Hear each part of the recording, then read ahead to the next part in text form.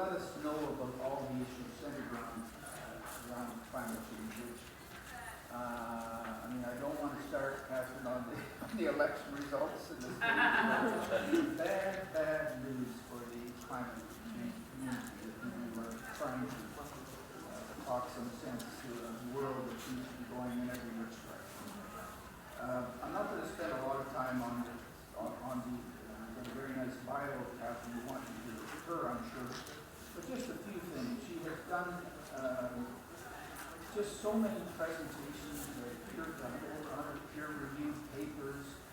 She was Time Magazine had her as one of the people to watch in terms of the way the world is changing and somebody to listen to who has a good message. She's an Emmy Award-winning documentary, The Years of Living Dangerously, et cetera. As I said, she's listed as one of the 100 influential people that has a lot to say about things that matter in this world. I'm pleased to say also that this fine-looking gentleman in the back there is her father, Doug Hay, who was a consultant here in the Toronto area, and that's in part why, not in small part, why Catherine is with us. Anyway, welcome, Catherine, and I'll let you go for it.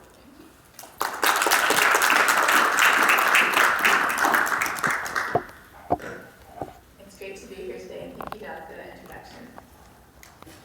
This is also being streamed live on YouTube and recorded, so you can share it afterwards also, which is awesome. So I really am here because of my dad. I'm not just here because of my dad's involvement with STAO over the years, first as a science teacher in the Etobicoke Board of Ed and then the Toronto Board of Ed, and then later as a science coordinator for TDSB. But I'm also here because when you grow up with a parent who's a science teacher, it's really hard to imagine any other type of thing to study when you go to university. So, looking through the course catalogs when I'm at TFT, I thought to myself, well, what should I take? Obviously physics.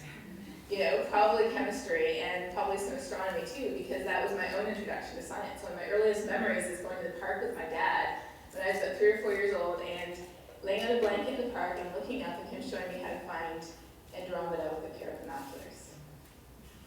So I went to U of T, and after my second year, I got a summer research job with John Percy, who's sitting there right beside my dad. And I was a variable star observer. So up on the roof of the physics building at U of T, there's a telescope, and you can observe variable stars. But in those days, do you remember HMV, the record store?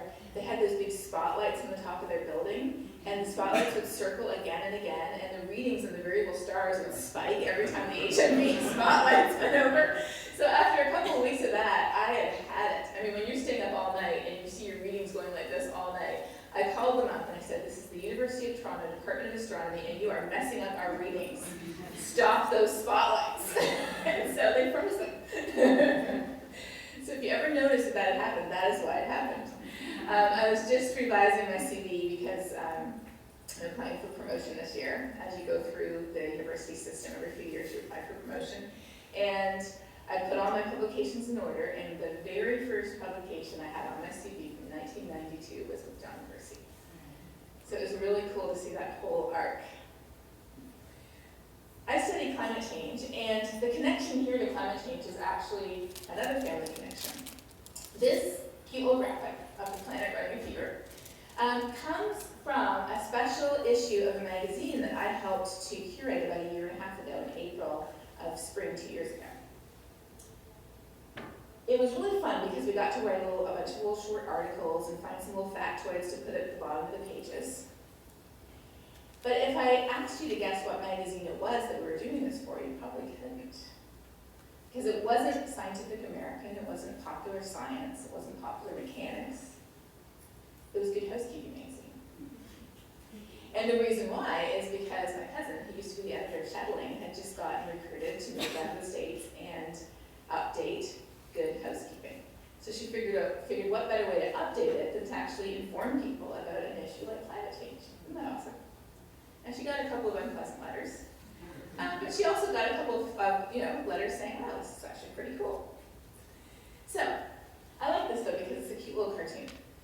And although climate science is a very complicated topic, it is possible to reduce it to simple simple concepts that are directly relevant to physics, chemistry, biology, math, and statistics, geography, and human studies. The history of climate science actually dates back quite a long time. So back in the early 1800s, Joseph Fourier, those of you who ever took math or engineering or statistics, you've heard of Fourier time series, same Fourier. Back in those days, if you were a scientist, you had the luxury of doing whatever you wanted in your spare time. It seems like they had a lot of spare time back in those days. I mean, there's no email, there was no internet, so they could just sit there and think. So Fourier sat there and thought, and he thought to himself, everything I've been studying about black body radiation tells me that the Earth should be 33 degrees Celsius colder than it is today. Now, the Earth's average temperature is about 16 degrees Celsius. So if you subtract 33 from 16, what do you get? You get a frozen ball of ice. And the Earth is not a frozen ball of ice, it's full of life. So he said to himself, why is it that our planet is not the temperature it should be if it were a black body simply absorbing energy from the sun and re-radiating it to maintain an energy balance? He figured out it's got to be something to do with our atmosphere.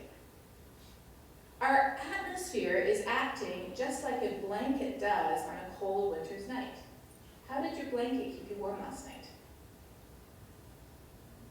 Now, I'm not asking if you have an electric blanket, that's a trick question. Your regular blanket or duvet or comforter or whatever you use kept you warm by trapping your body heat under it, right? So how does the atmosphere keep our planet 33 degrees warmer than it should be? By trapping the Earth's body heat, so to speak, underneath it.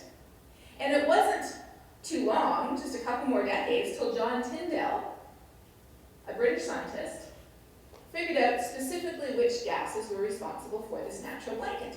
He figured out that water vapor, carbon dioxide, and methane are responsible for this natural blanket because their vibrational and rotational bands absorb the Earth's heat energy that's coming up and then re-radiate it in all directions, which means some of it goes back down again and some of it goes back up. This is what we call the natural greenhouse effect. So this is the sun's energy shining down on the Earth. And a great deal of the sun's energy is absorbed by water vapor at shorter and longer wavelengths, but there's this thing called the atmospheric window, between 9 to 12 nanometers. And in the atmospheric window, the sun's energy goes right through, the Earth heats up, and the Earth gives off heat energy. And that heat energy escapes to space through the atmospheric window, except for these heat-trapping gases, carbon dioxide and methane, that absorb it and then re-radiate in all directions. The best analogy for this atmospheric window, this is a picture of the atmospheric window and the absorption bands of different gases in it. The best analogy for this, though, is not some diagram of absorption by wavelength. It's a simple picture of a pit zip. Anybody here have a jacket with? Yes, I even have pants with those too. What do you use them for? When you get hot, right? If you're hiking, skiing, snowshoeing, you undo your pit zip and it allows heat to escape. This atmospheric window is the pit zip of the atmosphere. It regulates our temperature at just the right level for life. But Tyndall wasn't done. He further figured out, and again, this is the 1850s here, he figured out that human activity, specifically mining coal, is what he was focusing on. That didn't take too long before people figured out that extracting and burning oil and natural gas produces methane, and burning the stuff produces carbon dioxide. We've been producing a lot of it, and we know how much carbon we've been producing because you buy and sell coal, gas, and oil. You write it down, and then you can calculate how much carbon it produces. Here in Canada, for example, it comes from a lot of different sources. About a quarter of our carbon emissions come from the oil and gas industry. Just under a quarter comes from transportation, and the remaining comes from heating and cooling our buildings, generating electricity, other aspects of the natural resource industry like mining, agriculture, and eventually waste. Why waste? Because disposal of organic material when it decays produces methane in wastewater and landfills. And so John Tyndall, back in the, this is him again, back in the 1850s, he actually figured out that by producing increasing amounts of carbon dioxide and methane and other heat-trapping gases like nitrous oxide, we humans are actually closing the pit zip of the atmosphere. Isn't that crazy? That is why our activities have such a profound effect on the atmosphere, because we are producing gases that absorb heat specifically, I should say trap heat specifically in the atmospheric window. And that's why we're closing the pit zips of the atmosphere. Here is the natural blanket that we saw before, and over the last 300 years, here is how much more we have added to it. 50% more carbon dioxide and 250% more methane. Now, one thing that I get a lot is, you're still only talking about 400 parts per million when you're talking about carbon dioxide. So in other words, if you had, 1 million parts of the atmosphere, only 400 of those are carbon dioxide. That's just a tiny, tiny fraction of the atmosphere, right? And people say, well, it's such a small amount, why does it matter? Well, if you have a water bottle, let me add 400 parts per million arsenic to your water bottle. You have a problem with that? It's just such a tiny bit. It's the potency that matters, right? At the same time, when we take vitamins or when we take medicine, do we take a vitamin pill that's the size of our body? No, of course not. I mean, we actually used to take Amway vitamins back when I was little, and those things were horse pills. But even still, they were only about this big, and they weren't the size of your body. But I do feel like I have taken my body weight in Amway vitamins. The point is, we know that it's not the amount that matters, it's the potency that matters. And so with these gases, when they increase from, carbon dioxide's increased from 270 parts per million to 400 parts per million, yeah, it's still only 400 parts per million, but it's so strong, that's why it matters. So we've known this for over 150 years. Isn't that crazy? And there's more that we've known for a long time too. Let me introduce you to two more scientists. This is a plot showing the temperature of the Earth. We know that the temperature of the Earth, it goes up and down from year to year, that's weather. But over climate time scales of 20 to 30 years, it increases. It's not just increasing globally, it's increasing all across Canada as well. This is showing the increase in our average temperatures that we've seen in winter, spring, summer, and fall. And the warmest temperature increases that we've seen, of course, have been in winter and spring. Now, you might say, okay, well, this is really obvious that the Earth's temperature is warming. When did scientists actually figure out that it was warming due to these fossil fuels? This person, his name is actually Guy Callender. He was the first person to publish a paper in 1938. 1938, called The Artificial Human Production of Carbon Dioxide and Its Influence on Temperature. Now, Guy is somebody to be proud of because he was born in Canada. Moved back to England with his family when he was 4 years old, but his roots are here. And he was another one of those gentlemen scientists. He was a steam engineer, and he also did top secret war work. And in his spare time, he collected temperature observations from weather stations around the entire world.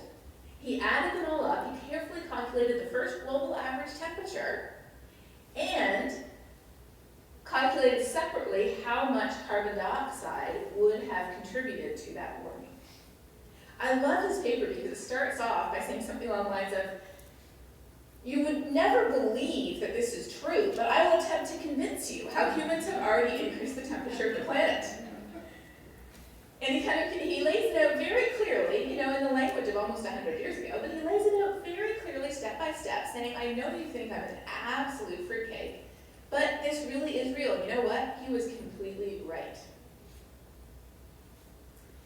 And then we also know today, not only does burning coal, gas, and oil produce carbon dioxide, not only is our planet's temperature rising as a result, but we also know that our future choices will determine how much more the planet warms. What we're looking at here is we're looking at two different pictures of the future. We're looking at a picture where we continue to depend on fossil fuels, that's the orange future, or a future where we transition, as we are already starting to renewable energy. What's the shaded area? The shaded area is the scientific uncertainty. We don't know exactly how the planet is going to respond to the unprecedented experiment that we are conducting with it today. Carbon dioxide levels in the atmosphere have never increased as fast as they are today, as far as we know, going back as far as we can in the paleoclimate record. Now, there's always things that we don't know. There's always new discoveries to be made. But as far as we know today, we have never seen such a rapid increase. In terms of the temperature change we're seeing today, it is about 15 times faster than what we experienced between the last ice age and the warm period that we're in today. So we are conducting an unprecedented experiment with our planet. And we are not exactly sure how the planet is going to respond. That is why there is a shaded area there. And it's interesting because I actually prepared this figure about 5 years ago, and a brand new paper was just published this week, suggesting that yes, the range actually is from 4.5 to over 7 degrees Celsius by end of century if we continue to depend on fossil fuels. So these results, as extreme as they may look, continue to be confirmed by recent research. Now, I made this figure based on simulations from climate models. Climate models that take thousands of lines of code and the most powerful supercomputers in the world to calculate how much the world will warm, grid by grid by grid, if we follow one of these two scenarios. But here's the amazing thing. The first climate model was built by hand and calculated by hand, and this is what it looked like, this is what his calculations look like, by a man called Arrhenius in the 1890s. Arrhenius actually won the Nobel Prize for his work in physical chemistry. And again, you can see where I'm going with this. This is what he did on weekends. There's a long precedent for talking about climate science on the weekends. Arrhenius calculated not just how fast the world would warm if we doubled or tripled carbon dioxide levels in the atmosphere, a process he thought would take thousands of years because he was looking at what emissions were back then. Today, we're on track to double carbon dioxide levels within our lifetime. He also calculated how much faster the Arctic was warming than the rest of the planet.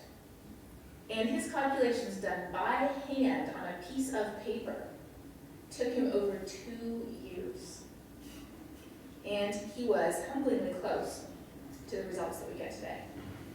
So what's happening today? We know that human emissions of heat-trapping gases from burning coal, oil, and gas, as well as from other activities like wastewater treatment and landfills and agriculture, are wrapping an extra blanket around our planet that it didn't need. What happens if you're sleeping at night, and your grandma, like mine used to do, is afraid that you're going to freeze to death? So she sneaks in when you're asleep at night and she puts an extra blanket on you. You heat up, right? It traps more heat. And you wake up sweating and you say, Grandma, I didn't need that blanket. That is exactly what's happening to our planet. And that goes back to that first picture that I was showing us.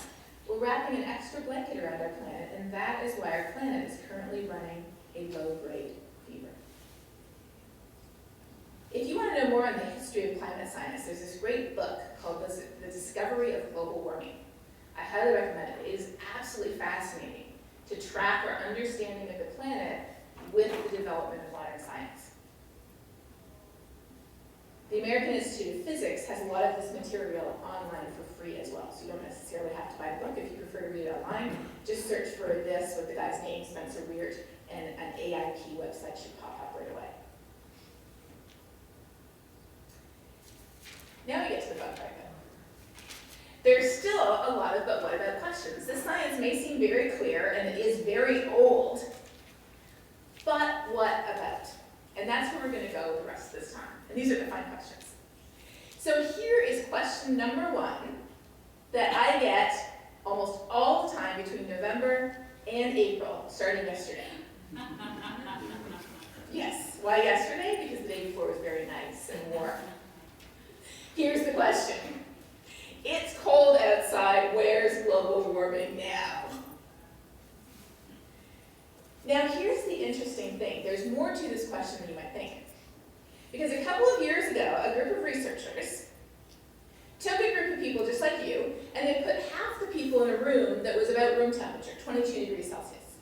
And then they took the other half of the people and they put them in a room that was warmer than room temperature, about 27 degrees Celsius. And they let people sit in that room for, 10, 20, 30 minutes.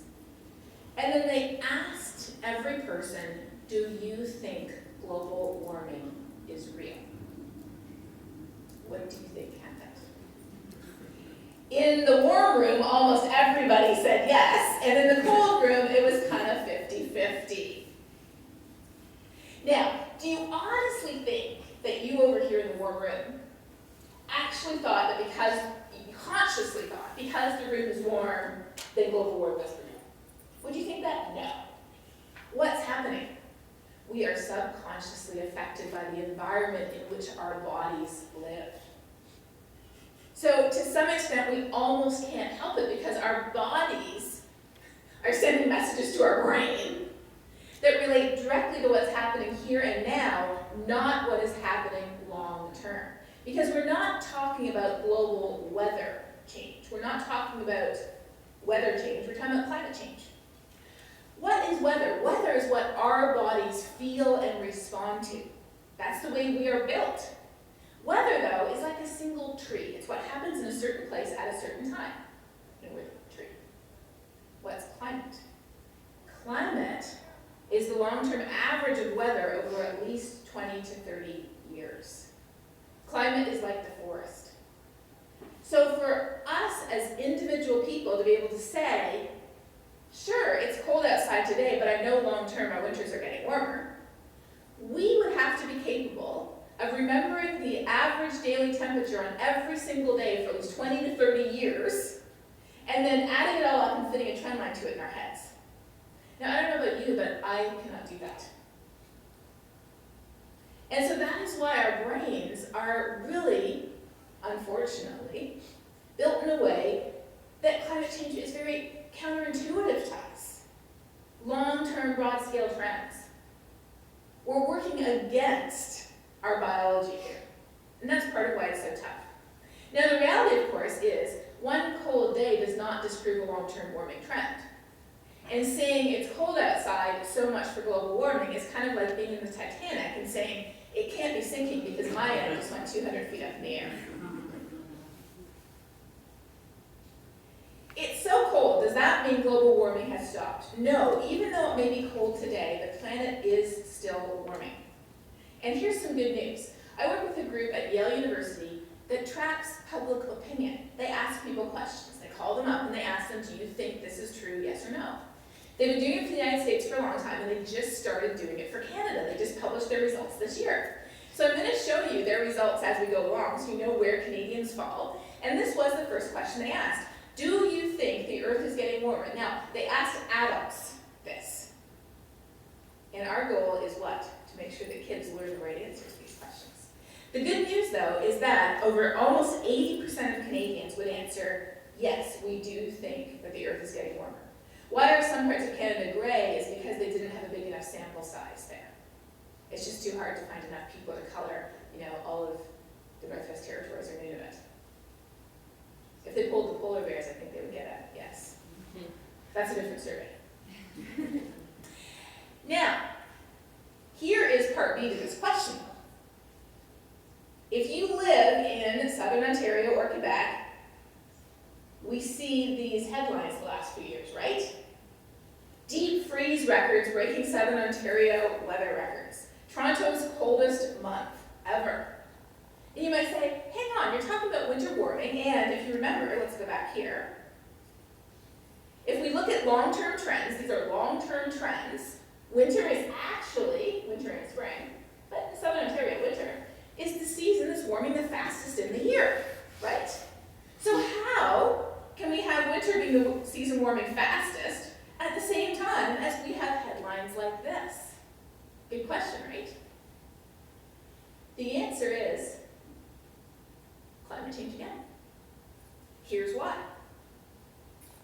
This is the jet stream. The jet stream whips around the world, driven by the temperature difference between the Arctic and the mid-latitudes. So when the Arctic is very cold and the mid-latitudes are relatively warm, the jet stream whips around the Earth. very fast and very straight with minimum wiggles. But what is happening up in the Arctic as the planet warms? Up in the Arctic, there's what is known as, terrible name, positive feedbacks. Terrible name. If you as a teacher give a student positive feedback, it's a good thing, right? If I meet with my employer or my boss and they give me positive feedback, I'm like, oh. Positive feedback in the climate science world is a bad thing, and that's why I think a better way to talk about this is not a positive feedback, it's a vicious cycle. We all know what a vicious cycle is, right? A vicious cycle is this reinforcing cycle that just gets worse and worse and worse and worse. And that is what is happening up in the Arctic. Vicious cycle number 1 has to do with Arctic sea ice. As the Arctic warms, due to this natural blanket that we're wrapping around the entire planet, something unique happens. Sea ice melts. And sea ice reflects about 85% of the sun's energy that hits it. But what happens when it melts? It exposes the dark ocean, and the dark ocean reflects about 7% of the sun's energy. What happens to the rest of it? It gets absorbed. So this is vicious cycle number 1. The Arctic is warming more than 2 times faster than the rest of the planet, because as it warms, it is changing the reflectivity of the surface, and it is absorbing more and more and more of the sun's energy. There's another vicious cycle too. This is a really cool YouTube video. If you want to show your students an awesome video, you have to look up Katie Walters. She's a professor at University of Alaska Fairbanks, and she has a ton of videos online where they are tracking how thawing permafrost is releasing the methane and carbon dioxide. Those are the heat-trapping gases, right? It's releasing the gases that have been trapped in the permafrost as organic material decayed, but the ground was permanently frozen, so it always just stayed there frozen. So what's happening? In the winter, she goes out on lakes, and all the thawing permafrost under the lakes, the methane bubbles out and it gets trapped right under the ice. And what you do is you drill a hole in the ice, and then you light the air coming out on fire. Why? Because it's almost 100% methane, which is natural gas. If you're really smart, you set up a little kind of, a little kind of thing with a fish on it. Then you make a hole in the ice, and then you light it on fire. I think I saw a video of somebody actually doing that. Why is this important? It's important because as the Arctic warms, the permafrost thaws, and it releases more heat-trapping gases into the atmosphere that are wrapping an even thicker blanket around the planet. And there's more going on too. There's methane in the continental shelves under the ocean, and there's changes in atmospheric circulation and ocean circulation. There's a number of other vicious cycles going on in the Arctic, but these are the 2 that are kicking in fastest right now. And as a result, when you look at a map of where the world has warmed, it's warmed the fastest in the Arctic. So what does that mean? It means that the temperature difference between the Arctic and mid-latitudes is decreasing, right? Because you're starting off with a colder Arctic and a warmer mid-latitudes, but then the colder Arctic is warming 2 times faster. So the temperature difference is decreasing, and what's happening to the jet stream? Instead of whipping around the world with just a few little bumps and squiggles, it's starting to slow down. What happens to a river or a stream of water when it slows down? It begins to meander. Why does this matter? It matters because the jet stream controls how far down cold air from the Arctic gets. Now, of course, the Arctic is warming, but Arctic air is still colder than Southern Ontario air, right? And so when we get these huge meanders in the jet stream, like happened in February the last few years, this is what happens. And people say, global warming, I'd like a little of that, please. But what we don't realize is this is a direct result of a warming planet. Isn't that crazy? And I will show you exactly what this looked like. I'm going to show you a map of temperature 2 years ago, last February, when we were breaking all those big records in Southern Ontario, in Quebec. This is the map, and you can see, you see that white line between, let's see if I can actually Can you see my little, yeah, you can see my cursor, right? Yes? Okay, so try to follow my cursor. You see this line here? That's the jet stream coming all the way down and all the way back up again, right like that. And at the same time, there was a line like this. Did you know that in the Yukon and Alaska, I don't know if you can see the scale over there on the right-hand side, it was 20 degrees Celsius warmer than average. At the same time, it was 20 degrees Celsius colder than average here. It was so warm they had to cancel the dog sled races because there was no snow. And the ice on the rivers and lakes was unsafe. And that's because of these crazy bumps and wiggles in the jet stream as it slows down.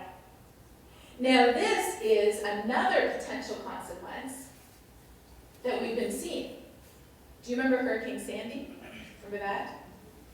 If you follow the path of hurricanes up the Atlantic coast of the United States, every single self-respecting hurricane goes up the coast and off like this. In fact, the topography of North America is almost aimed at, just kind of aiming that hurricane off into the middle of the Atlantic. But what confounded weather forecasters was Sandy came up and did a left-hand turn right into New York. Why? Because there was a massive blocking high-pressure system over Greenland that didn't allow it to go any further up. And this is cutting-edge research I'm showing here. This is not definitive, it's not for sure, but there is some indication that the big wiggles in the jet stream contributed to guiding Sandy right into New York instead of up the coast like it ordinarily would have gone. We're breaking cold winter records all the time now, yes, and that is a symptom of a changing climate. And so that's why I have this little series on YouTube now. You can check it out, globalweirdingseries.com. We call it global weirding because that's really what we're seeing. Every video is only between about 3 to 6 minutes long. We come out with a new video every 2 weeks. We have 4 episodes out so far. And they're cute little videos with cartoons and me talking, and they're supposed to be conversation starters about, stuff is weird. Let's talk about it.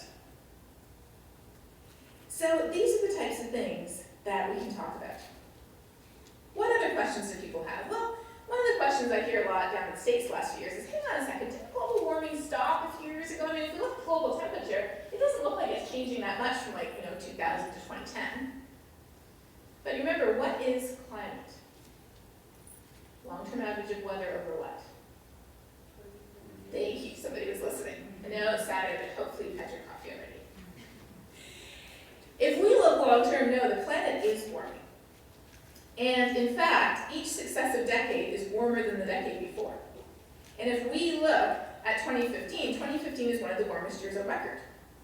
People have done cherry picking where they pick one warm year, like 1998, where we had an El Nino year, which is when El Nino pushes heat from the ocean out into the atmosphere, so we have warmer than average years during El Nino. They would take one El Nino year and they just draw a straight line. And they say, look, that's not really increasing that much. But you know what, even if you want to cherry pick, this is what it looks like today, and if you fit a trend line to those years, the trend line is going up.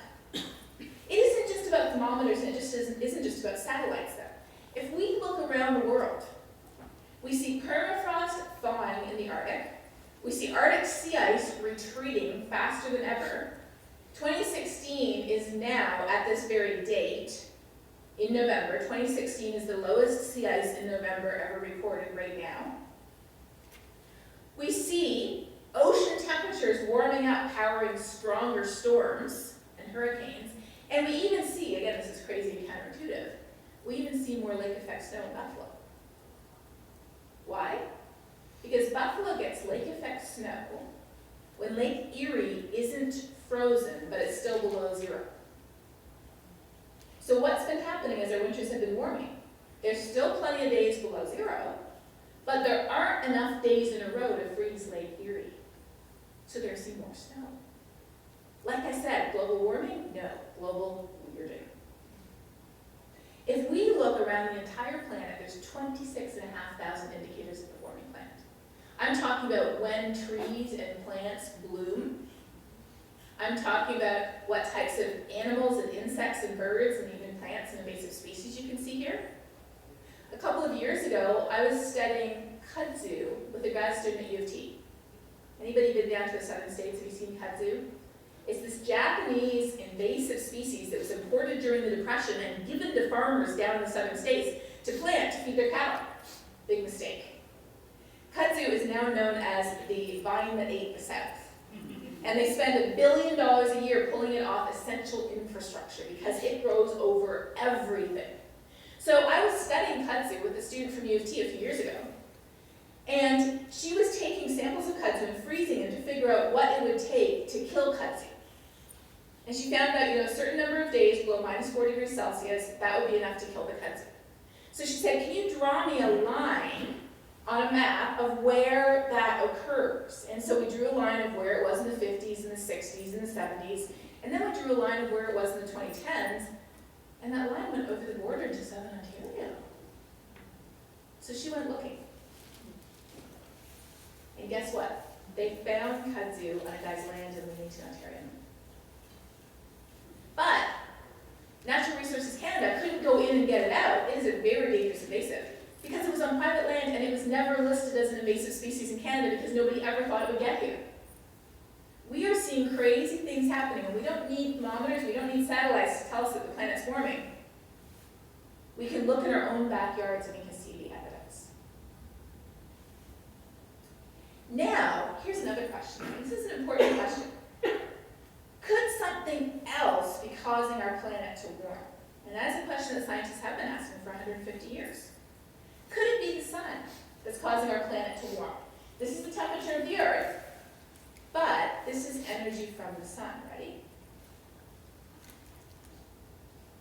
It was going up a bit in the 1900s. Now, I have increased the scale here. The amount that the sun actually went up, energy from the sun went up in the early 1900s, was not enough to explain all the warming, but it helped. But since the 1970s, it's been going down. So if our temperature were being controlled by the sun right now, we would be getting cooler, not warmer. And then people say, well, could it just be like a natural cycle like El Nino? All natural cycles inside the Earth system do is they just move heat around, north to south, east to west, ocean to atmosphere, and back again. So if our atmosphere, measured by thermometers and satellites, if our atmosphere were warming because of a natural cycle, where would that heat be coming from? There's really only one other place it would be coming from, that's the ocean. So if the heat content of the atmosphere were going up as it got warmer, the heat content of the ocean would have to be doing what? Those of you who had coffee? Going down, right? Balance of energy, conservation of energy. Can't be creating or destroying it, we can just be moving it around. So let's look at that. The green here is the change in the heat content of the atmosphere and the land surface and the ice put together. And oh my goodness, the blue is the increased heat content of the ocean. Did you know that 93% of the extra heat being trapped inside the Earth's climate system by our extra blanket is going to the ocean? It can't be a natural cycle. The entire planet is warming. And then, those of you knowledgeable with astronomy, and I learned this myself, first of all, in orbital mechanics class, might say, but couldn't it just be the natural cycles that come from changes in the shape of the Earth's orbit around the sun and in the tilt and precession of the Earth's axis? Another scientist, I don't have a picture of him, but a guy called Milankovitch was the one who figured this one out. He just finished his PhD in concrete engineering in the 1910s. He was a Serbian, though, and that was when World War I broke out. So he was put into a concentration camp, or a work camp at that time. Luckily for him, though, he had a professor at the University of Budapest, on the other side, who knew him and found out what happened to him. So he applied to say, hey, can this guy just come work with me? So the government said, okay, he can come work with you under essential house arrest. But I mean, what scientist wouldn't like house arrest if you get to research whatever you want? He didn't have to do it on weekends, he could do it all the time. He can come work with you at the University of Hungary on one condition. He can't study anything that could possibly be related to the war effort. Think back to World War I. Trenches, concrete. He couldn't study concrete anymore, so he thought to himself, what am I going to study? I'll study geology and orbital cycles and see if I can explain the ice ages. And he did. He figured out that this is what initiates the onset of the ice ages and the warm interglacial periods like we're in today. So the question is, aren't we just getting warmer after the last ice age? And the answer, unfortunately, is no. Warming after the last ice age peaked 8,000 years ago.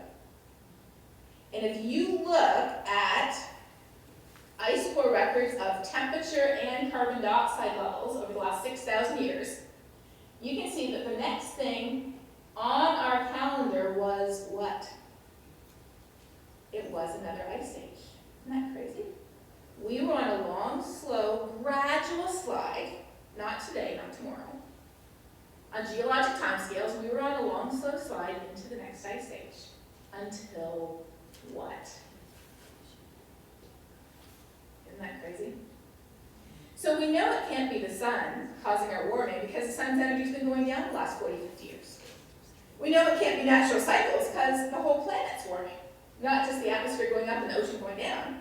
Can't be the Earth's orbit because the next thing you can actually calculate using mathematics, the next thing coming was another ice age, which we put off, which is a good thing. I mean, what's the perfect temperature for humans? The temperature we've had over the last 300 years, we've gone from a few hundred million to 7 billion people. This is the perfect temperature for us right now. Goldilocks porridge is just the right temperature. We don't want it colder or warmer, we want it just right.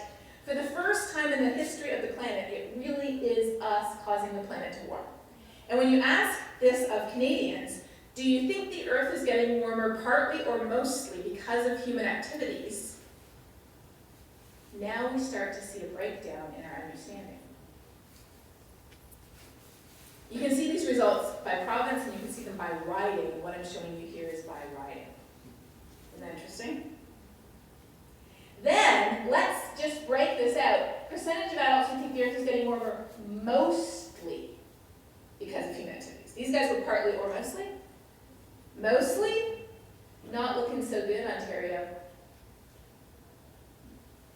Southern Quebec is the only area that has it mostly right. What is the real answer? The real answer wasn't even given on the survey. The real answer is that human activities are responsible for more than 100% of the warming. Why?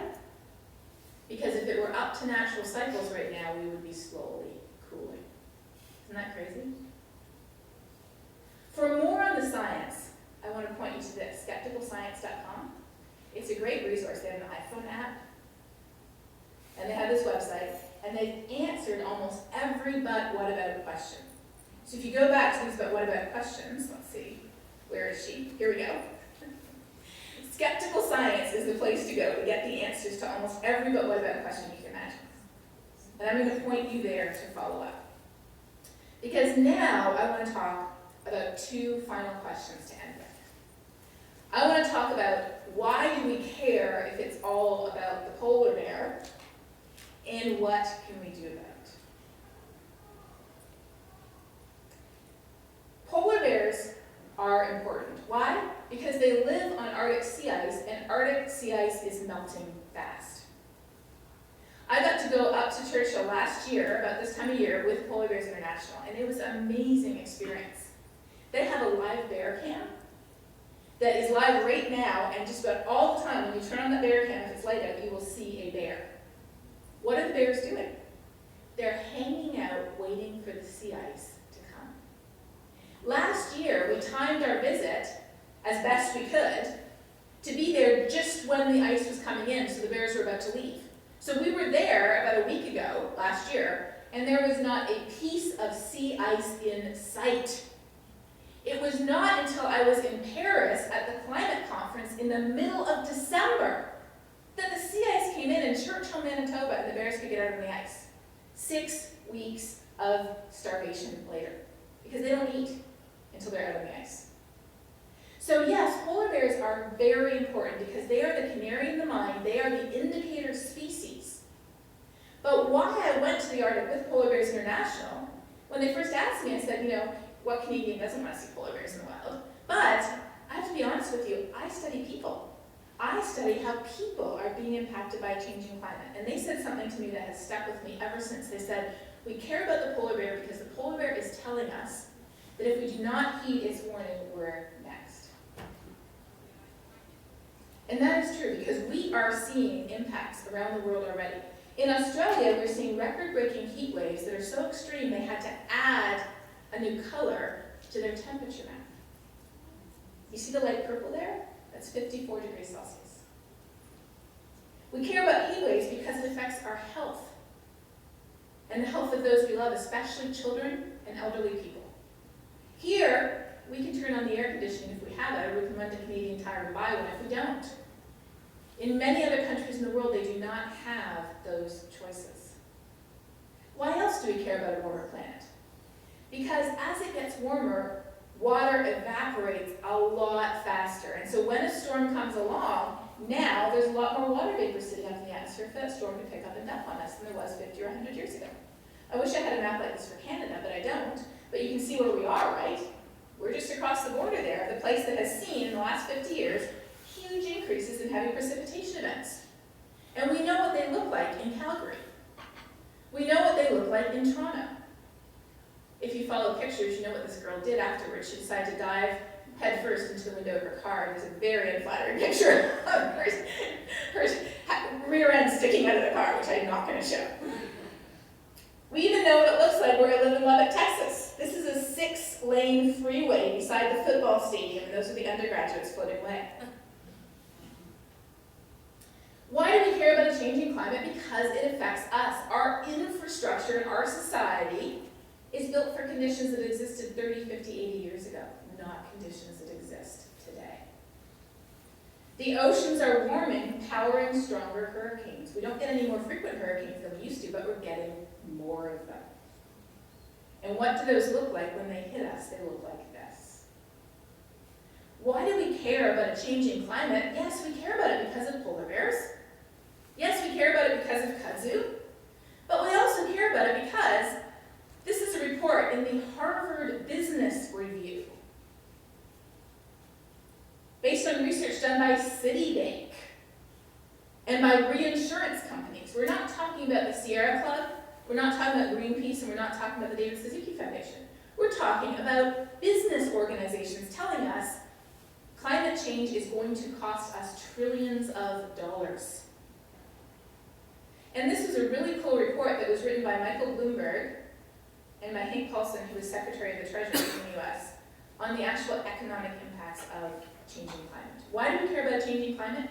Because it exacerbates many of the risks that we already face today. If you want to know more about the impacts, or if you want to share them with your students, The Years of Living Dangerously is the Emmy Award-winning documentary that Doug referred to, and it has great resources for educators. They're currently in their second season. They air on the National Geographic Channel on Sunday nights, and everything else is available on iTunes or Amazon, which is available for free on YouTube. Check them out, because this is a great way to put a human face on the impacts that we're experiencing. And Leonardo DiCaprio's new movie, Before the Flood, also does that. So these are two fantastic resources to address the question of why do we care about a changing climate. I want to end, though, with what I think is the most important question. What can we do about this?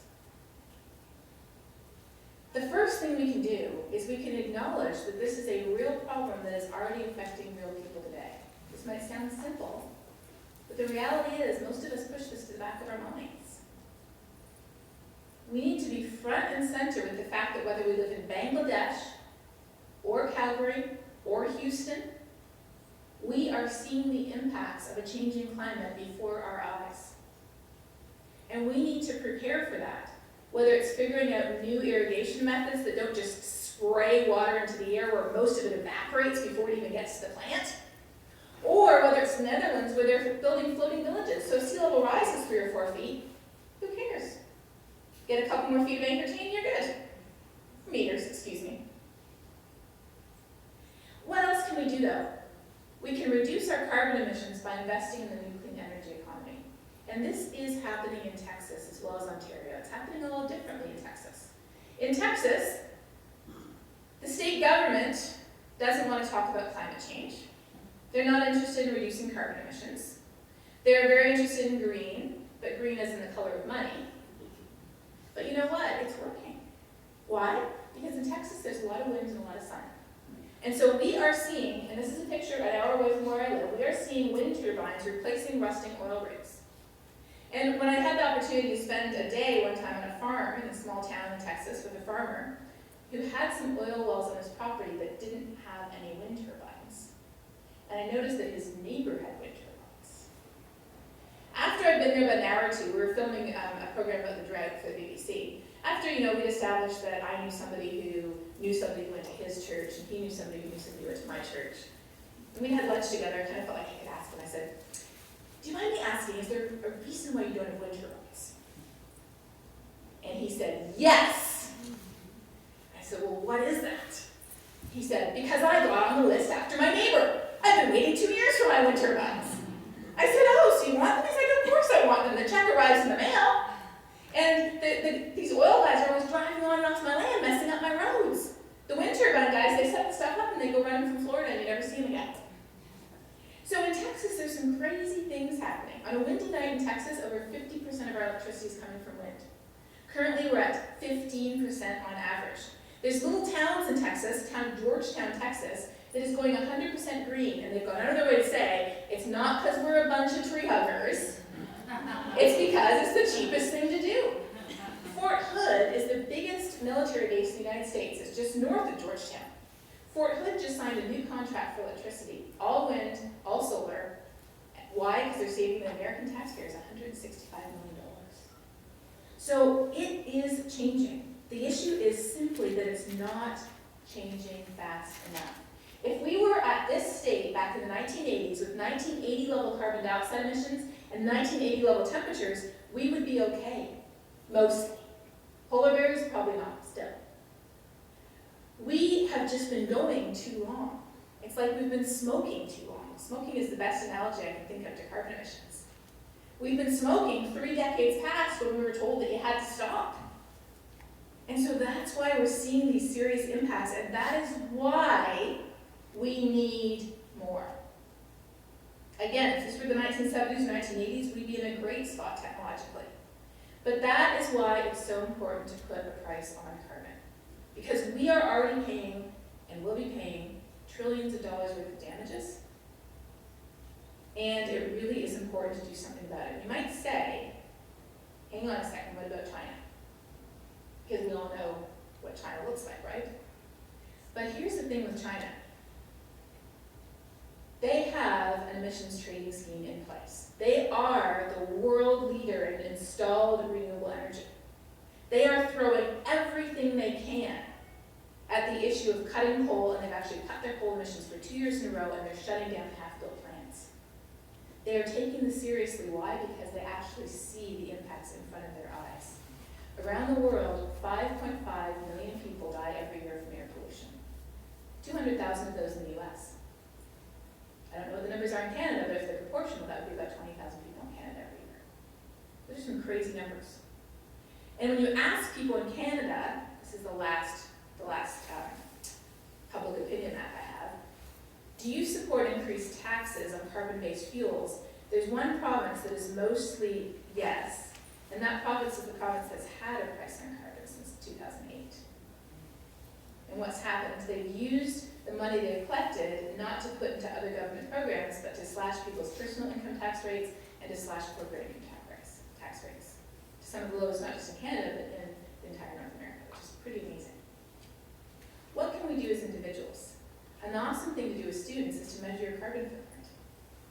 Because it's surprising sometimes to figure out where it comes from. And then it can start all kinds of conversations and discussions on what could we do with our family, or I see a couple people writing this down, carbonzero.ca, or what could we do with our schools? There are so many incredible things we can do with our schools. Once you inspire kids, once you motivate kids, once you give them the ability to act, it's incredible what can happen.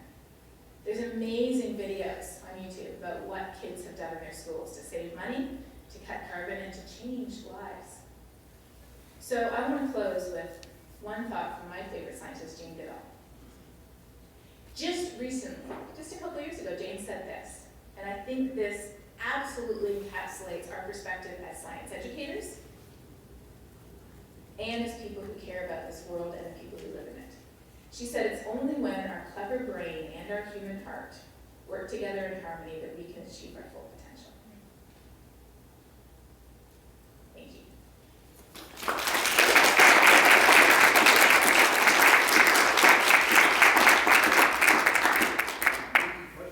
Yes, absolutely. too. If you're interested in more, I post a lot of stuff, including some of the stuff I talked about today, on my Facebook page.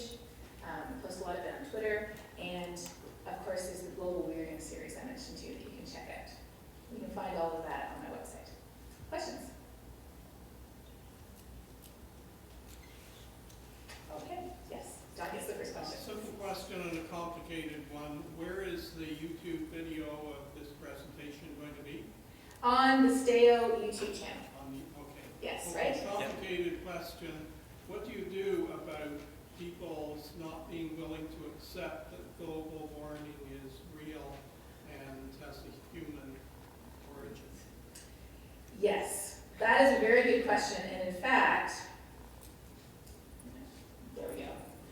This is actually a presentation I gave on that exact topic at the University of Minnesota a couple of months ago. So if you're interested, you can find this presentation on my website, or if you just Google University of Minnesota and my name and YouTube, you can find it. And this whole presentation was exactly on your question. How do you talk to people when they don't agree with you? Which where I live is way more than half the people. In a nutshell, I'll give you the answer in a nutshell. And I think I have a nutshell here that I can give you. Let's see. Yes, I do have a nutshell. The first thing we do is we don't start with the science. I know that sounds weird, but don't. Start by figuring out what value do we actually genuinely share with whoever or person or whatever group we're talking with. Are we parents? Do we love the outdoors? Do we belong to a specific religion or faith tradition? Just about every single major world religion advocates stewardship or care for creation and care for people who are poor, vulnerable, and suffering. Do we belong to, the Boy Scouts, the Girl Guides, the Rotary Club? What value do we genuinely share? How can we connect that to the issue of climate change? And we can. I have tons of examples in this presentation. And then, how can we act together to fix it? I have actually found, and this is crazy to say, but I have found people who will never, ever agree with me on the science of climate change. Why? Because to a certain extent, in the US, some people in Canada too, and around the world, it has become such an identity issue that it is actually like asking someone to cut off their arm to change their mind about climate science. That is how ingrained it is into people's identities and personalities. But I have found people who have that perspective who will never agree with me or with science about what's happening in climate. But we can agree on solutions. And if we can agree on solutions, you know what? I'm okay with that. If you're putting in wind turbines because the check arrives in the mail, and I want to put in wind turbines because it cuts carbon, we both agree on what to do. The Yale public opinion people, those maps I showed you? They asked people in the US, do you think climate is changing due to humans? And this is what they got. Blue, again, is less than 50%. But then, this is really crazy, okay? They asked people, do you support regulating carbon dioxide as a pollutant? Okay, now just hang on a second here. Do you think carbon dioxide is causing climate change? Do you think we should regulate it? Why do people think they should regulate it? I don't know and I don't care. Doesn't matter, right? Even if we can't agree about the science or the politics, if we agree on the solutions, I think we're okay. So that's something to not miss talking about with students, because solutions are what inspire us to act and give us hope. Talking about the problem paralyzes us in fear. Talking about solutions motivates us to act in hope. You had a question. Actually, I think you answered the question, because I was going to ask you, what about now that Donald Trump is going to be the president of the country where you're teaching? Will you think of coming back to Canada? Because I think you represent the brain drain for us. Anyhow, but you basically addressed the issue of how do we depoliticize and de-economize this basically challenge that we're facing. But Yeah. you addressed it very nicely. Yeah, thank you. I would also add one more thought to that too, and that is that I do a lot of work with cities and states and provinces. The action that I have seen that makes me the most hopeful over the last 10 years in the United States has not actually been at the federal level anyways. It's been in cities, whether it's Washington, D.C., Chicago, Illinois, Austin, Texas, whether it's entire states like Delaware or even provinces like Alberta. That is what encourages me, and I don't think that that forward momentum can be halted by what happens at the federal level, good or bad. So that's my hope. All right, one last question. Any last questions? Okay, thank you.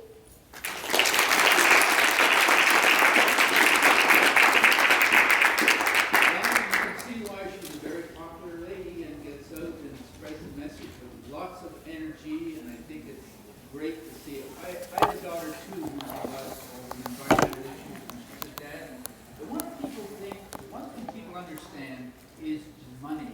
If they can see that they're going to save something, it doesn't matter what the issue is, they're on board. Yes. So it's, anyway, thank you very much, guys.